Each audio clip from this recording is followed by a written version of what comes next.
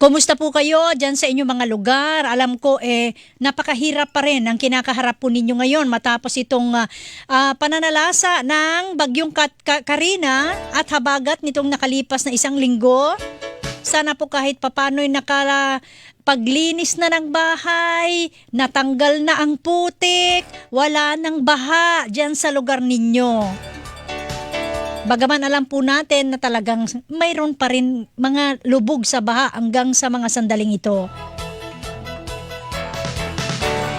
At hindi na natin patatagalin pa, malaman natin, syempre, dahil may mga lugar pa na baha, hindi pa sila pwedeng makauwi, lubog pa ang mga bahay nila, kaya't nasa mga evacuation center sila. O kung hindi man, nandyan na sa kanilang mga tahanan, nagpipilit na maiayos na yung kanilang mga bahay, mag-iingat pa rin po tayo lalo na yung inyong kalusugan. Mahalaga po na mapangalagaan natin ang ating mga kalusugan. At speaking of kalusugan, malaman natin mula naman sa Department of Health kung ano ang kanilang mga ipinatutupad ngayon na mga hakbang o aktibidad para matulungang maibsan naman yung pangangailangan at hirap ng ating mga kababayan na nasa evacuation centers at yung nangangailangan ng tulong medikal o atensyon. Hindi na natin patatagalin pa, no? Hihingi tayo ng update mula sa DOH dahil nitong mga nakalipas na araw ang mahigpit na bilin ni Pangulong Ferdinand Marcos Jr. lalo na yung mga nasa evacuation center dahil napakaraming tao ngayon dyan. Halo-halo ang mga pamilya dyan. Pangalagaan yung kalusugan ng ating mga bakwit kung tawagin nila. Nasa linya po natin, walang iba kundi ang tagapagsalita ng Department of Health, si Assistant Secretary Albert Domingo. Good morning, Asek Domingo, sir. Magandang umaga, Tuesday. Good morning sa lahat ng mga nakikinig at nanonood po sa atin. Opo, Asek, ito na nga, nabanggit ko na yung mga kababayan nating bakwit kung tawagin nila. I understand, nitong nakalipas na mga araw, si Secretary Teodoro Herbosa ay nag-visit o bumisita sa mga evacuation centers dahil mayroon ng utos si Presidente. Ang concern ni Presidente, Asek, gusto niyang maglagay ng clinic at medical team sa lahat ng evacuation centers. Ito po ba ay nagagawa na ngayon ng DOH? 4 na araw mula noong nanalasa nung Miyerkules, itong habagat at bagyong Karina. Mayroon na nga ba tayong mga teams?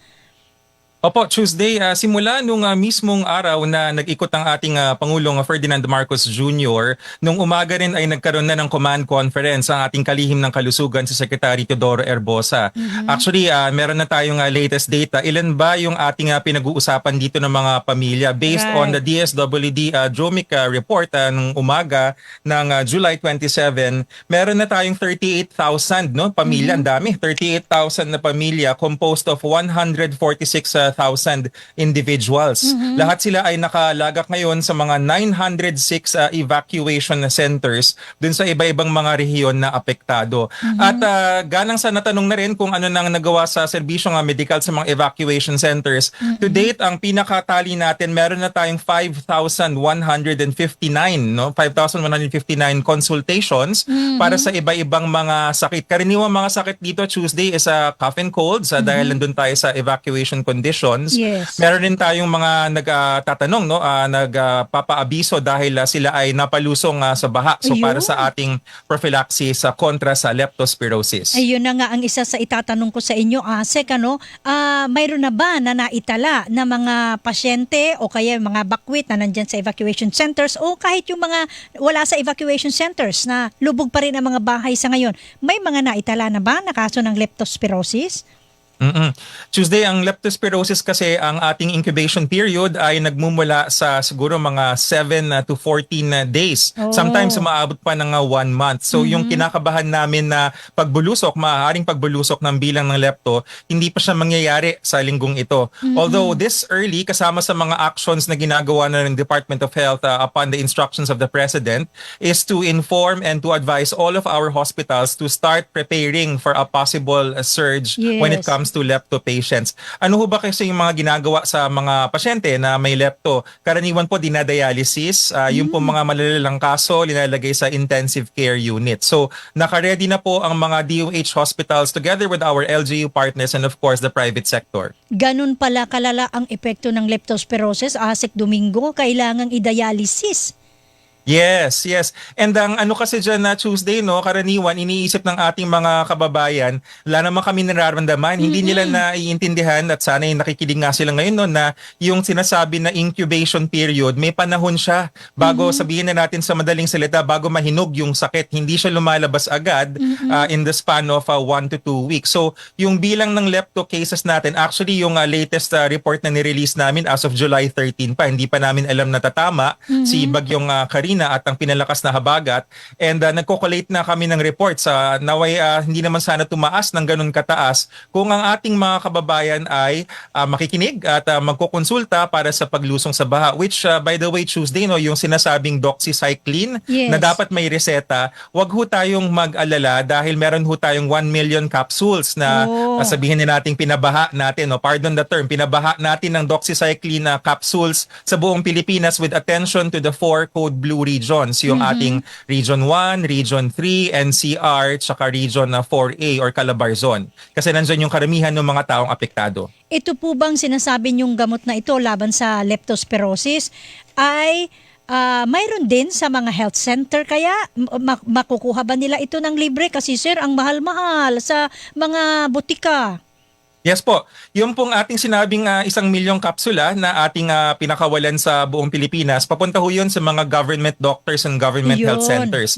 Very strict po ang instructions ni Secretary Erbosa kasi iniiwasan natin ang antimicrobial resistance. So sa lahat po ng mga nakikinig natin ng mga kababayan, lalo na po yung mga well-meaning, hindi ho pinamimigay ang doxycycline na parang ayuda. Hindi ho yan ayuda, hindi ho yan anting-anting. Yan po ay gamot na mabagsik. So importante ho na una sa lahat ang mga buntis hindi pwedeng uminom ng doxycycline. Ang mga bata 12 years old and below, hindi rin pwede. Tawag ko dyan mga contraindications.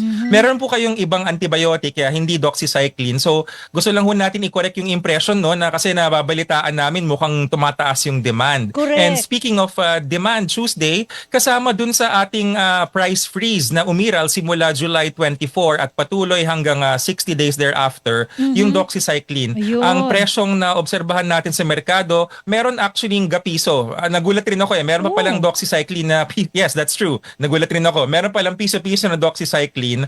Ang pinakamahal na presyo is 128. Pero, ibig sabihin ho ng price freeze is kung ano po yung presyo ng Existing. gamot na nadatnan para siyang stop dance. Walang kikilos. Hindi pwedeng tumaas. Doon lang siya sa Right. price na yon. Pero Asek, syempre, piso kanyo bawat isa. Malamang by this time baka paubos na yan dahil yan yung dudumugin. At saka, saan ba available yung piso lang na doxycycline kung talagang mayroon tayong mabibilan yan? Yung pong piso na doxycycline at saka yung iba pa mga presyo na monitor natin yan sa ating mga butika. Pero paalala natin no, yung ating 1 million capsules na pinakawalan, hindi ho yan sa private pupunta no, pupunta yan Right. actually sa mga government health centers and government pharmacies. So kung kayo po ay kukonsulta sa isang government doctor sa health center, sa pinakamalapit na health center or maski yung mga evacuation centers na meron tayong mga stations na linagay, meron po mga supply yan na at konektado sila. Kung sakali pong kunyari maubusan, wag ho kayong mag-alala, baka ibig sabihin hindi lang naka-deliver para sa araw na yon Ayun. dahil meron pang pagkukunan yan na supply. Mabuti naman kung gano'n, Asek. Speaking of baha and leptospirosis and doxycycline, kailangan po ba lahat ng mga lumusong sa baha, may sugat man o wala, kailangan uminom nitong doxycycline? Ilang beses ito isang Magandang araw? tanong yan. Hanggang ilang araw ang pag-inom? Yung ganun po. Oh, magandang tanong yan na Tuesday no. So actually sa ating mga kababayan na nakakatingin na sa Facebook, pag pinuntahan niyo po yung Department of Health Philippines na official page, yung pong may check ha, wag ho yung mga maraming mga fake diyan Kaya nga. Makikita niyo ho doon na meron kaming ni-release kamakailan lang I think kahapon na social media card na nandun yung tinatawag na low risk, medium risk and high risk pagdating sa leptospirosis.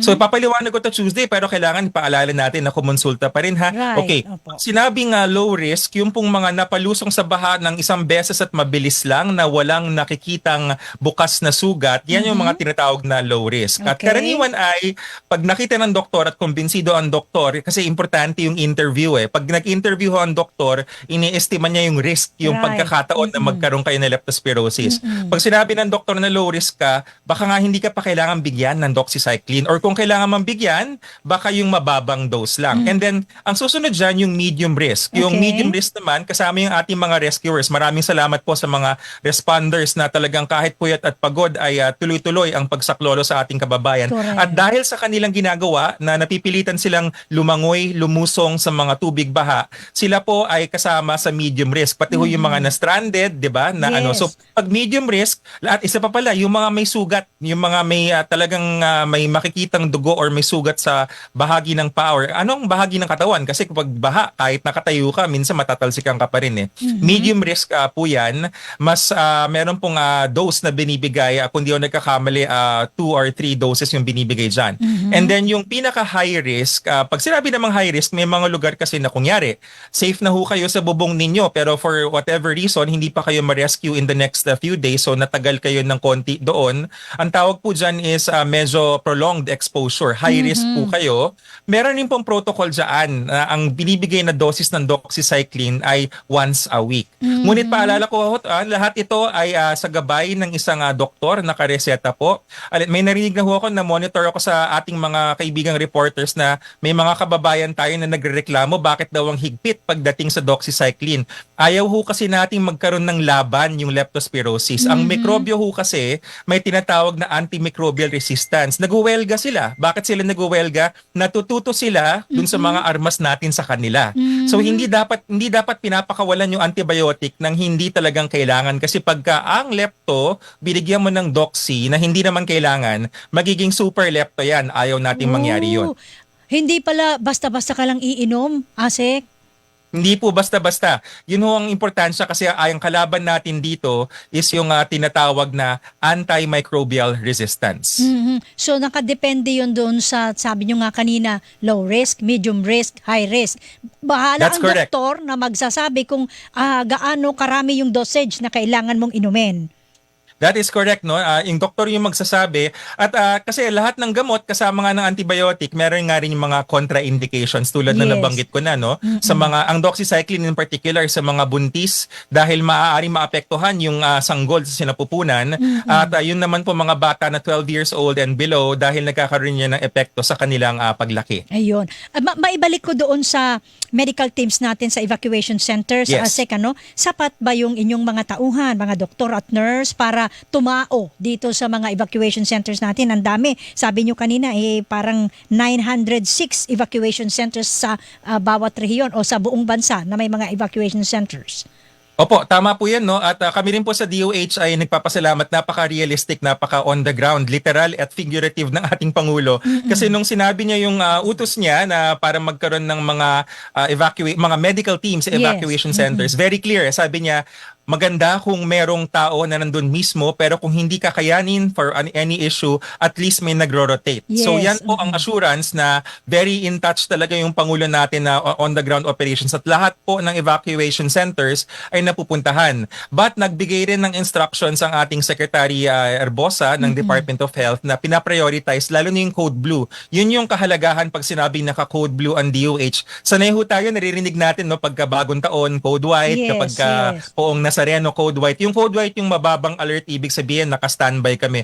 Pag Code Blue, ibig sabihin nag-i-intensify po, no? So anong ibig sabihin nito? Yung ating sigurong mga, kaya saludo talaga sa mga health workers sa front lines. Pag sinabing Code Blue, nakakansela yung mga leave. Parang sa mga Yes. police, cancel yung leave, o dito muna kayo, yung mga 24 hours lang ang shift na minsan napipilitan, lalo na nung kasagsagan ng baha, nag-i-extend sila kasi yung relyebo hindi makarating eh. So Right. pagdating doon, talagang para sa bayan na lang yung takbo sa mga isip at puso namin, at pagturong na rin, no, sa ating mga kababayan. Right. Asek, itong mga gamot na sinasabi din ni Presidente, hindi lang yung dapat sa mga ordinaryo mga sakit, sa mga bata.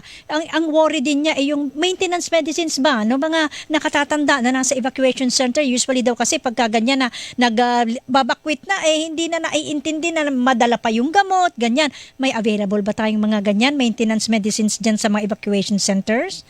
Yes, tama yan Tuesday no, yung ating maintenance medicine sa sinasabi no at nakita nga natin na napasama ako sa kagandahang palad no, nakakita ako myself ng isang evacuation center na sumama kay secretary. Meron talagang mga of course seniors, mga PWDs na iba-iba ang conditions. Yes. At pag sinabi kasing chronic conditions, ito yung mga pang high blood, pang diabetes. Correct. Meron tayo yung mga may neurologic conditions, yung mga nagkakaroon ng seizures na kailangan may maintenance rin yan no para hindi sila inaatake. Una sa lahat, titignan natin yung ating current supply dahil mayroon naman tayong mga ganyang gamot na hindi naapektuhan, hindi na baha. At Right. nagkakaroon ng kumbaga sinasabi nating augmentation. Nagbibigay tayo ng dagdag supply sa mga evacuation center para sa maintenance meds. Kaya mahalaga yung ating mga examining teams. At the same time, kung makita natin na awa ng Diyos, wala pa naman tayo na monitor at napansin rin namin na bumababa na yung bilang slowly ng ating mga evacuees, bumabalik na sa mga bahay. Pero naka-standby pa rin tayo kasi kung kailangan, magkakaroon ng sinatawag na emergency procurement kasi meron naman hong supply yan sa bansa natin. Kailangan lang Yun. pong bumili kung kailangan. Yes. Isa pang concern na ASEC dyan sa mga ganyang sitwasyon, yung mental health ng ating mga bakwit, natutugunan din ba ito? Paano nyo hinaharap itong ganitong mga hamon? Isa rin sa hamon yan ang DOH. Yes, Tuesday, no, isa yan sa apat na sabi nga si Sected kasi ito talaga yung kanyang expertise, disaster management Ayun, expert yan in oo, emergency oo. medicine. Correct. Galing siya So, sa dati, di ba? Pandemic time natin. yes, and he was also the chief of the Philippine General Hospital Emergency Medicine Right. Department. Bago siya maging secretary, yun yung pinakatrabaho niya. So, sabi niya sa evacuation centers, apat ang bagay na binabantayan. Nabanggit mo yung isa, yung mental health, and I will go into detail in a bit. Yung three others na pag-usapan na rin natin, yung nutrition, Yes. yung pagkain, yung kabila naman yung medical, yung pala na pag-usapan natin, yung nutrition, we can talk about that. Tapos, yung isa pa is yung water and sanitation. Okay, Yes. so doon tayo sa mental health. Yun pong ating mga responders, ang mga evacuation na doctors, trained rin po yan sa tinatawag na brief intervention. Pag sinabing brief intervention under MHPSS, which is Mental Health and Psychosocial Services, nagkakaroon po ng, pag sinabing mabilisan, mga 10 minutes, kasi ang full-blown mental health consultation is usually mga 1 hour. Pero ang ating mga general practitioners, trained po rin po yan na kahit yung simpleng kamustahan at Right. pinaprocess yung damdamin ng ating mga kababayan, kasi traumatic talaga. Correct. Ang mabaha, ang mawalan ng bahay kahit pansamantala, hindi ho yan na natural, no? So yan ho ay pinoprocess sa ating mga evacuation centers. Ayan, mabuti kung ganoon, ASEC, dahil kinakailangan din silang, kahit nandoon sila, alam natin, kahit ligtas na sila doon sa evacuation center, hindi maiwasan, nag-iisip ang mga yan. Siyempre, nawala ng bahay, sabi nyo nga kanina, nalubog sila, paano sila magsisimula muli. So, kailangan mapangalagaan din yung kanilang pangkalusugang kaisipan. Yung mga hindi makayang makapunta pa ng ospital o clinic, doktor, para magpatingin, mayroon po ba kayong tinatawag na libreng e-consulta? May ganun, di ba? Yung parang online na lang? Yes, meron tayong teleconsultation facilities. Yun, Yung teleconsultation. national hotline is 1555. Ulitin ko po na 1555. So nung tinanong ko po yan, siguro linawin ko lang Tuesday, no? So actually bago ako nag-air nung number na yun, sinek ko na umaandar ba? Umaandar naman po, yung capacity lang medyo nagre-recover kasi na partially nabahari ng konti yung Oh. DOH Central Office eh. Pero okay na po kami, hindi naman ho nag-disrupt ng operations. So yan po yung number, 1555. And kung sakaling busy po ang numero, wag ho kayong mag-alala. Meron ho tayong listahan ng mga local numbers ng ating mga Centers for Health Development or regional offices. Yan po ay nakapaskil rin doon sa social media page ng Department of Health sa Facebook. Ayan, pwede nilang ma-access yan. Tignan nyo lang po ninyo doon yung numbers ng DOH, para kung hindi nyo kayang pumunta ng ospital, teleconsultation tayo para Correct. masiguro na kayo ay okay sa inyong kalusugan. ASEC, itong recently, mayroon kayong ibinibida si Secretary Herbosa dito sa Super Health Centers. Nagagamit ba ito ngayon sa panahong ito ng kalamidad? Tama yan, Tuesday, no? Yung actually, hindi si Secretary Arbosa yung nagbida, si Pangulong Marcos, no? Nung Mismo, ating SONA, no? correct. Napaka-timing, no? Nung sinabi ng ating Pangulo yung sinasabing primary healthcare, nabanggit niya yung bagong urgent care and ambulatory service centers, so yung Yes, bukas bukas. centers, at saka Okay. yung ating mga super health centers na rin, nabanggit rin niya. Mhm. Lahat niyan ay na-activate, sabi nga namin, no? Nasusubukan talaga ang sistema sa panahon ng krisis. At buti na lang, no? Buti na lang in the months prior, nagsibukasan ng mga bukas centers, pati yung mga super health centers, tuloy-tuloy ang operations. So, nabanggit mo na rin yan na, meron akong datos na sasabihin na alala ko. Actually, as of the latest report, merong 40 na health facilities ang partially damaged. Ibig sabihin, umaandar pa rin po sila, no? Sinasabi lang namin, ito yung mga nabaha, yung mga Opo. medyo napalikas ng konti, pero dahil ang gagalingan ng mga health workers, bumalik kagad, no? Parang, okay na, tapos na yung baha, balik na tayo. So, ang bilang nito ay may 18 na apektado, 18 na barangay health station. Sa ano ho to na nakadistribute doon sa ating 4 na regions na naka-code blue. So 18 barangay health stations, 7 rural health units, may 14 na ospital na apektado at may isang regional office ng DOH. Pero kahit yan po yung bilang, wag hong mag-alala ang ating mga kababayan kasi tuloy-tuloy po ang operasyon.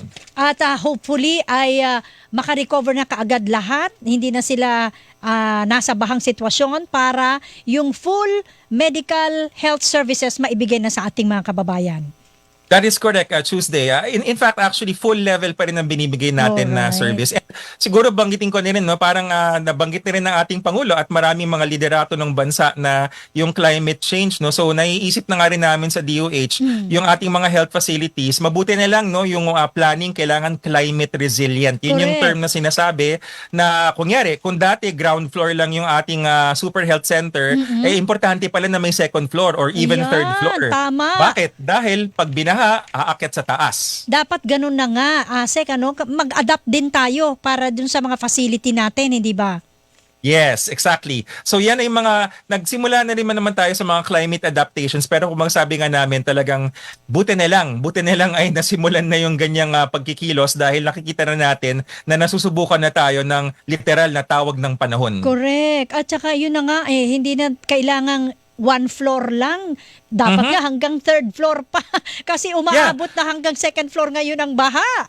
Kasi nakita natin Tuesday, no, na lalo na dun sa mga communities, no, na nakakalungkot na sabihin na nating nasanay na sila, no, Oo. yung ating mga kababayan na dating ground floor lang ang mga bahay nung panahon ni Ondoy, di ba, in the past Right. 10 years, nagsitayuan sila ng second floor kasi alam na nila at mukhang nangyari na nga na pag nagbaha is kailangan may maaakitan. So naisip namin sa DOH, ganyan na rin dapat yung default ng ating mga primary health centers. Correct. Para kung sakaling kailangang umakyat at lumikas, merong, at saka remember, these are kumbaga big facilities na nakikita agad. So, pwedeng ito yung magiging sandigan ng ating mga kababayan sa panahon ng sakuna at dun sila marirescue. Yan, very good kayo dyan, Asek. Sana in the future, mas marami pa mga health facilities na ganyan na yung design ng structures ninyo.